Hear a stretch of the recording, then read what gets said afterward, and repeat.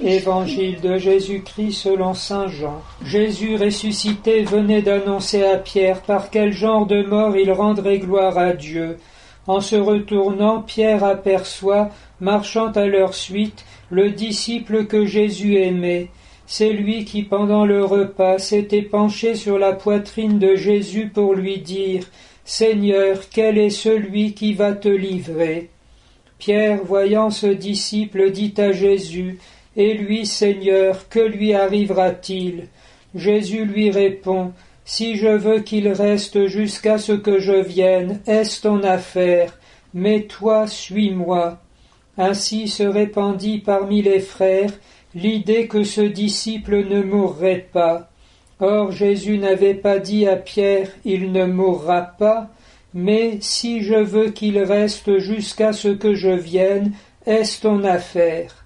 C'est lui le disciple qui rend témoignage de tout cela et qui l'a rapporté par écrit, et nous savons que son témoignage est vrai. Il y a encore beaucoup d'autres choses que Jésus a faites, et s'il fallait rapporter chacune d'elles, je pense que le monde entier ne suffirait pas pour contenir les livres que l'on écrirait ainsi. Nous voici arrivés au terme des fêtes pascales, comme le dit l'oraison de la messe de ce samedi de la 7e semaine de Pâques, et nous sommes donc à la veille de la Pentecôte. Nous célébrons alors la messe en l'honneur de la Vierge Marie, Reine des Apôtres, pour nous en remettre à elle, afin d'être vraiment disposés à recevoir cette effusion plénière de l'Esprit Saint.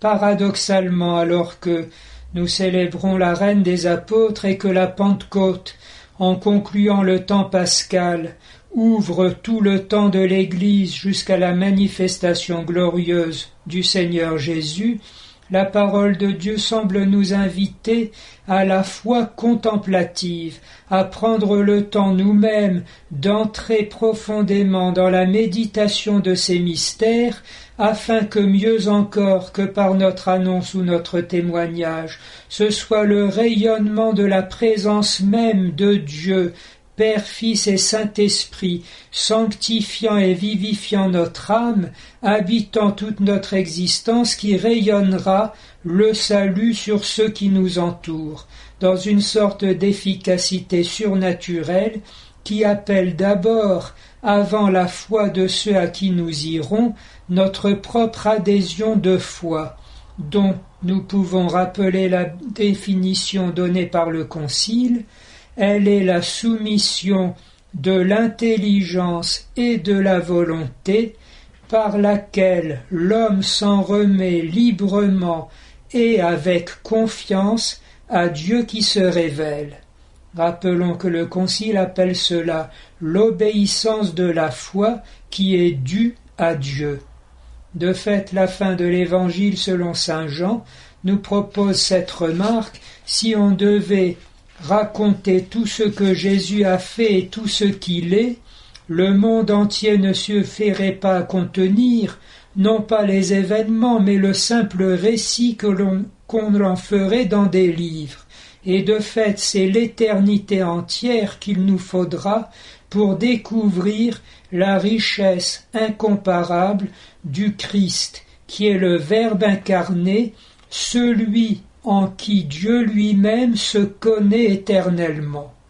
On voit là les plus hauts mystères qui nous sont donnés, axés ici-bas dans la foi, la prédication fidèle de l'Église et son enseignement.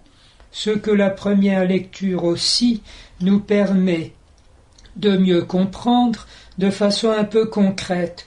On nous dit que saint Paul est emprisonné avec un soldat qui le garde, et pourtant saint Luc, inspiré par l'Esprit Saint à cette remarque, il a annoncé l'Évangile avec une assurance totale et sans rencontrer aucun obstacle.